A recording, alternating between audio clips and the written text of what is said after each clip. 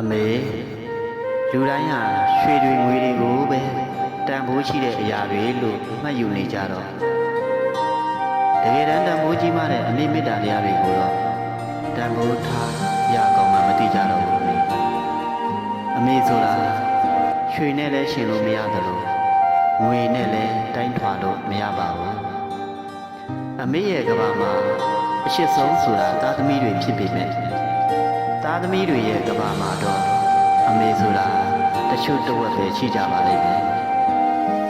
လင်ရှိမရရှိမိတ်ဆွေရှိတွေကပြောင်းလဲတတ်တဲ့သဘာဝရှိပေမဲ့သားသမီးတွေပေါ်ထားတဲ့အမေရဲ့ရှိချင်းမေတ္တာတရားတွေကတော့ဘယ်တော့မှပြောင်းလဲမသွားပါဘူးအစားတော့မရတဲ့အမေရဲ့မေတ္တာတရားအမေရဲ့ကရုဏာတရားတွေကိုသားသမီးတိုင်း